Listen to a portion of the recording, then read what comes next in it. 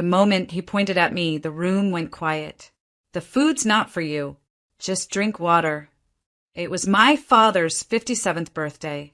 White tablecloths, imported wine, a giant cake with gold candles, 30 guests in polished outfits, laughing, drinking, eating. And me, standing near the back, holding a gift bag no one noticed, in a dress I'd second-guessed 3 times before walking out the door. I hadn't been invited. I found out through my uncle's Facebook post.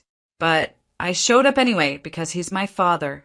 I thought maybe it was just an oversight. Maybe I'd still be welcome. Instead, I got pointed at like a stranger interrupting a private dinner. I looked at my brother. He smirked into his champagne. My mother didn't even meet my eyes. A few people shifted awkwardly, like they could feel something cruel, but didn't want to be the one to call it out. So I smiled. Tight. Polite. Hello. Then I walked to the table where I'd set my purse, pulled out my phone, and opened my travel app. The surprise I had planned. 3 non-refundable first-class tickets to Paris. 1 for my dad. 1 for my mom. 1 for my brother. I had been saving for a year. Flights. Boutique hotel. Michelin-starred dinner. Eiffel Tower reservation. Everything. I canceled them all in under a minute. $18,750. Gone. Then I picked up my coat, left the gift bag on the floor, and walked out without a sound. No one followed me. No one called. And in that moment, on the steps outside that too-perfect rented venue, surrounded by music and muffled laughter, I finally understood. They didn't forget me. They left me out on purpose. My name is Lena Farrow. And from wherever you're watching this video, stay with me. Because the day they told me to just drink water was the last time they ever got to sit at a table I built. You don't become the uninvited daughter overnight. It starts slowly in the small things. Like when my brother got a brand new car for graduating community college, and I got a generic card for finishing my MBA. Or when they forgot to tell me about family dinners. But somehow I was always the one expected to remember birthdays, send flowers, cover emergencies. I used to call it forgetfulness. Then I called it favoritism. Now I call it what it really is, a hierarchy. And I was never at the top. Growing up, my brother Jason could do no wrong. When he flunked out of his first college, my parents said he's finding himself. When I got straight, as they said, don't get cocky. I was the serious one, the quiet one, the overachiever. I didn't ask for much, and they took that as an invitation to give me even less. At every holiday, Jason's name was first on the gift tags. Every conversation circled back to his problems, his girlfriends, his plans. If I spoke up, I was interrupting. If I stayed quiet, I was moody. Still, I kept trying. I showed up to birthdays with thoughtful gifts, even when I wasn't thanked. I helped plan my parents' anniversary trip last year. Paid for half of it too, even though Jason didn't contribute a cent. I called to check on my mom when she was sick, sent groceries when Dad threw out his back, offered to help Jason with his business pitch. All of it ignored, dismissed. But this trip to Paris? That was going to be my gesture, a peace offering, a way to say, despite everything, I still care. 3 tickets, first class, a hotel in Le Marais. I even booked a walking tour of the Louvre because my dad once said he'd like to see it before he dies. And still, I wasn't invited to his birthday. Not even a text. Just a table full of people and my father pointing at me like I was someone else's problem. The food's not for you. Just drink water. That wasn't a joke. That was the truth, finally said out loud. I wasn't one of them. Not really. Just the second-class daughter. The standby option. The one you remember when something needs fixing, never when something needs celebrating. So when I canceled those Paris tickets, I wasn't being petty. I was just done paying to be forgotten. The strangest part? No one noticed me leave. You'd think someone would have called out, followed me to the door, asked what I was doing, but I slipped out as easily as I had been ignored the entire evening. By the time I stepped into my car, the laughter inside had already resumed. I sat behind the wheel, breathing through a stillness that didn't feel like sadness. Not anymore. It felt like clarity. I opened the travel app again, just to double check. 3 round-trip, first-class flights to Paris. A 5-night stay at Hotel Le Pavillon de la Reine. Dinner reservations. private Louvre tour, Eiffel Tower dinner cruise, the works, all scheduled for the next month as a surprise. It had taken me 12 months of careful saving. I took on freelance work, skipped my own birthday plans, chose this trip over replacing my aging laptop, because I thought maybe if I did something big enough, beautiful enough, it would finally mean something to them. But there I was, sitting in the dark, hands cold on the screen, looking at reservations they never even knew they had, and canceling them all with 3 taps. Cancel trip? Yes. Are you sure? Yes. This action cannot be undone. Confirm. Done. I stared at the screen for a while after. $18,750. Non-refundable. Gone. I didn't flinch. I didn't cry. I didn't feel the panic I thought I would. What I felt was free. For the first time, I wasn't working to earn their attention. I wasn't buying my way into affection that should have been mine all along. I wasn't trying to prove that I was good enough. I was just done. I deleted the trip from my calendar. Then I pulled out of the parking lot and drove to a small Thai place I liked. I ordered takeout, took it home, and ate it barefoot on my balcony with a blanket around my shoulders. No birthday music. No forced laughter. No cold glances. Just me and the city lights. I didn't tell anyone what I'd done. Not yet. I didn't need to, because silence, I've learned, is a language all its own. And in my family, silence only becomes loud when it comes from me. The next morning, I woke up to a voicemail from my mom. Her tone was breezy. Hope you got home okay, sweetie. Sorry if Dad went a little overboard. You know how he gets with his jokes. Jokes. That's what they'd call it. A man publicly humiliating his daughter while passing a platter of roasted duck. I didn't call back. I just listened once, then deleted the message. No confrontation. No long-winded explanation. Let them wonder why the Paris trip never appeared. Why the itinerary I hinted at weeks earlier vanished without a word. Let them ask each other in confusion, frustration, maybe even guilt. Because for the first time in my life, I wasn't giving answers to people who'd never earned the right to ask. It took 2 days for the confusion to start leaking through. First, my brother posted a cryptic status. Funny how people show their true colors when it matters. No tags, no details, but I knew it was about me. Then came the group text, the one I hadn't left yet. My mother sent a photo of my dad in a robe, sipping coffee with a forced grin. Birthday boy still glowing. The message felt like a cover-up, like they were trying to prove to someone, maybe themselves, that nothing was wrong. But something was. I could feel it. And by the 3rd day, the cracks showed. Jason texted me directly. Hey, weird question. Did you book something for Dad? He keeps checking his email like he's waiting for tickets or something. I stared at the screen for a moment, then locked my phone and didn't reply. That was the beauty of this entire moment. They had no idea what they'd lost. Not fully. They only had pieces. Hints. Gut feelings. That quiet panic when something you've come to expect suddenly doesn't show up. The Paris trip wasn't just a vacation. It was a power shift. It was the moment I realized I didn't have to scream to be heard. I just had to stop giving. And silence is a powerful teacher. My father finally called me himself 5 days after the party. Voicemail. Lena, if there was something you were planning and it fell through, that's okay. But next time, just tell us. We can help cover the costs. Cover the costs? He really thought this was about money. As if I'd canceled a gift because I couldn't afford it. As if this was a mistake I needed help fixing. As if he hadn't stood in front of a full room and told me I wasn't welcome at his table. I didn't call back. They tried once more. This time, an email from my mother. Long, wordy, rambling about misunderstandings and family tension, and how everyone says things they don't mean. She ended it with, "It would be a shame to let one moment erase all the good we've shared. Let's move forward together." Together. That word used to mean something to me. Now it sounded like a leash. They weren't reaching out to repair anything.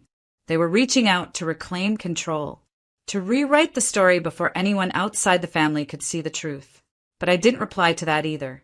Instead, I got coffee with a friend, laughed through an entire brunch, and scheduled a solo trip to Lisbon just because I could.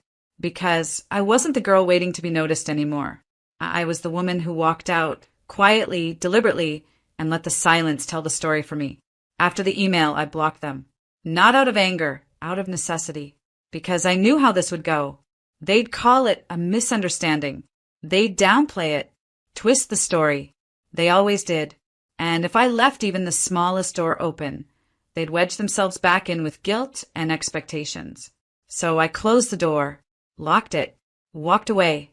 That was the last time I heard from them for nearly a year. And in that silence, everything changed. My business took off. The brand I built quietly on weekends and lunch breaks finally exploded. One of my social media campaigns went viral. I got featured in a business podcast, then a lifestyle magazine, then another. Clients came pouring in. For the first time in my adult life, I wasn't just surviving. I was thriving. I moved into a new apartment, bright, full of windows and air and freedom. I hung plants. I hosted dinners. I invited people who didn't make me shrink. And not once, not for a second, did I miss the people who made me feel like furniture in my own family. Meanwhile, word started getting back to me. Not directly, just in snippets, the way news travels when people want you to know something without saying it. Jason's startup failed. Investors pulled out. He had to move back in with my parents. My dad's business took a hit. A bad contract, some unexpected taxes. I never got the full story, but I heard enough to know things weren't smooth. My mom? Apparently she started attending church more often. Looking for peace, someone said. It was almost poetic. The people who told me I was too cold, too distant, too hard, suddenly facing the chill of a room without me in it. And I didn't gloat. I didn't laugh or post cryptic messages or throw their silence back at them. I just kept living. Because I wasn't punishing them. I was protecting myself. There's a difference. People think going no contact is cruel. But what's cruel is spending your life begging people to treat you like you matter and calling that family.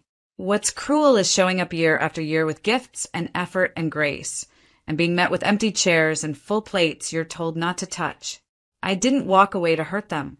I walked away because they were hurting me quietly, constantly, and pretending it was love. And once I gave myself space, I saw it clearly. They needed me, not because they loved me, but because I held the emotional structure together. I planned the calls, sent the cards, bought the gifts, bridged the gaps between arguments. I was the glue, but glue gets tired too. And when it stops holding everything together, things start to fall apart. That year, the quiet one, was the year I finally became whole. Not because they changed, but because I stopped waiting for them to. It came out of nowhere. A single text. No context.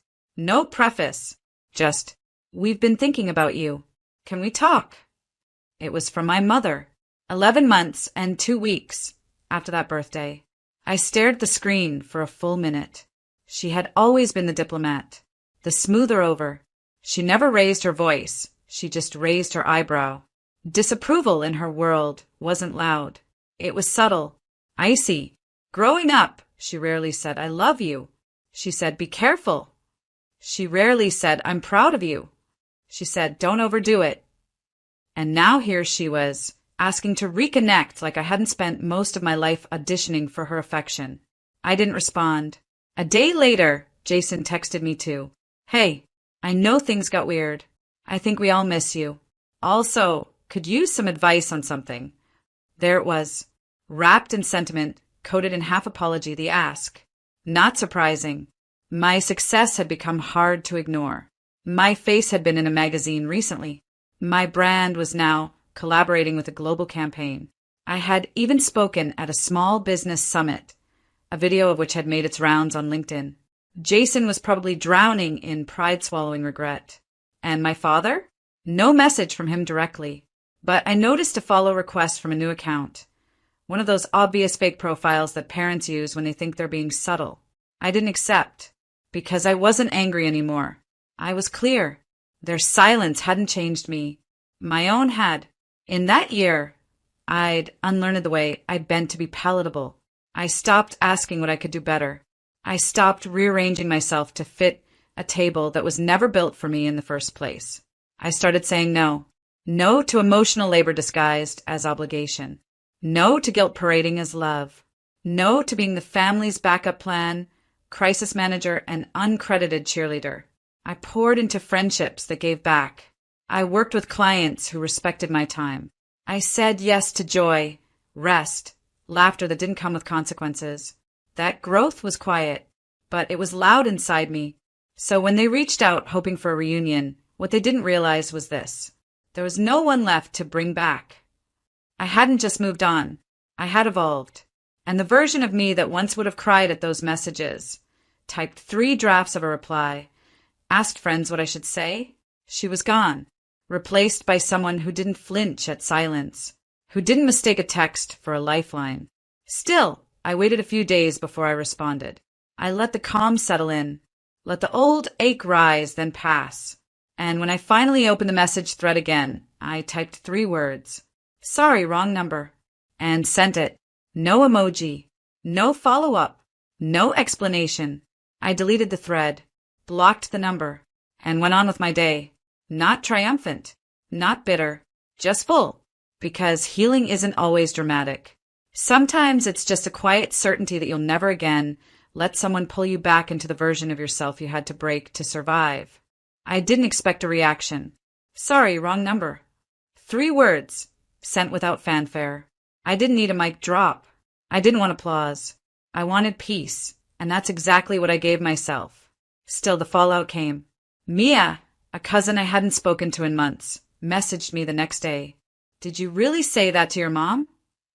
I didn't answer, but I knew what that meant. The story was circling. Not the real one, of course. Not the version where I was humiliated in front of 30 people. Not the version where I quietly canceled a luxury trip because I realized I was just a placeholder daughter. No, I'm sure their version sounded softer. Blurred. Convenient. She's been distant. She misunderstood. She's cold. I've heard it all before. But this time, something was different. They couldn't control the narrative, because I didn't come running back. I didn't fight for my place. I didn't defend myself or explain or offer them a script to revise. I gave them nothing. And in the vacuum of that nothing, they were left with the truth. They had lost me. Not temporarily. Not emotionally. Fully. Jason tried one more time. Through a different number. We're family. You don't just throw that away. I read it while sipping tea in a bookstore cafe, sun hitting my face, laughter bubbling from a table nearby. A friend across from me slid a new book into my hand. You'll love this one, she said. And I realized in that exact moment how much I didn't miss them. The way they made me question myself. The constant feeling of being not quite enough. The way my wins were brushed aside and my help taken for granted. Family doesn't mean proximity. It means protection. It means celebration and correction, not humiliation and expectation. I didn't throw them away. They let me rot on the shelf for years and only noticed when they wanted the benefits again. They didn't miss me. They missed what I used to do for them. And once I stopped doing those things, they called it distance. I call it healing. So I didn't reply to Jason either. Instead, I turned off my phone. I finished my tea.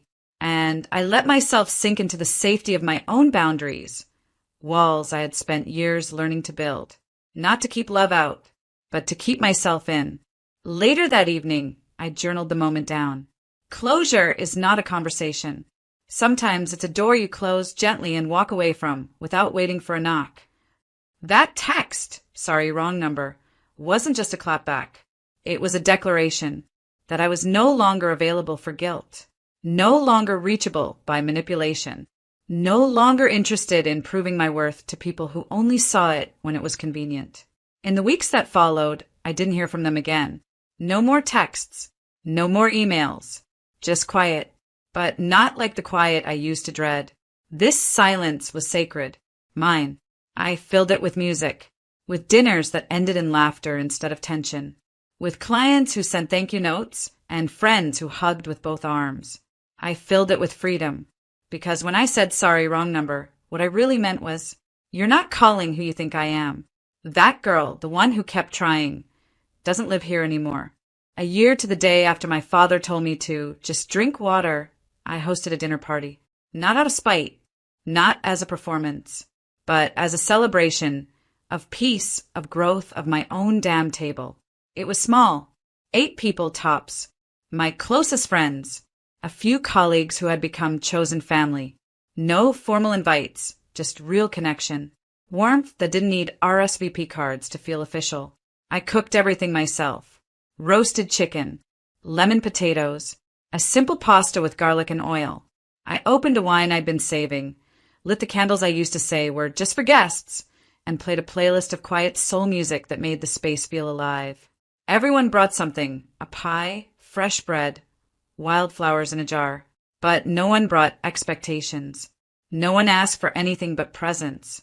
When we sat down, I noticed something I hadn't expected. I wasn't anxious. I wasn't trying to keep anyone happy. I wasn't scanning faces for disapproval. I wasn't hoping to be enough. I just was. Halfway through dinner, my friend Kara raised her glass. "To Lena," she said, smiling across the table. For building the kind of life most people are too scared to even imagine. And for making space at her table, not just with chairs, but with heart. Everyone clinked glasses. Someone joked about how my roasted potatoes could start a religion. Laughter spilled into the corners of the room. And I realized this was the dinner I had always wanted.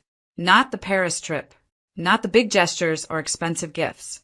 Just to sit at a table where I wasn't starving for acceptance. To feed and be fed, emotionally, spiritually holy. After everyone left, I stood in the quiet for a while, barefoot, glass in hand. I thought about the last year, the silence, the rebuilding, the hard, invisible work of unlearning the idea that love had to be earned with sacrifice. I thought about my parents, about Jason, and for once it didn't sting. It didn't even register as loss, because what I thought I was missing was something I never had in the first place. A seat doesn't mean belonging. Blood doesn't mean home. Sometimes you have to leave the room entirely to understand you were never supposed to shrink to fit inside it. I looked down at the table, empty plates, crumbs, lipstick on glasses, and smiled. I used to beg for a place at theirs. Now, I set my own, and no one here would ever be told to just drink water. They'd be offered seconds, and laughter, and a safe place to speak freely, because that's what I built. That's who I became. In the end, it wasn't about revenge. It was about remembering who I was before they taught me to question it. I didn't need their table. I needed to know I was always worthy of my own. And I built one with love, resilience, and boundaries that don't bend just because someone shows up late with an apology. I blew out the candles, washed the last glass, and went to bed knowing something I wished I'd learned years earlier. I wasn't too much. I wasn't hard to love. I was just in the wrong room.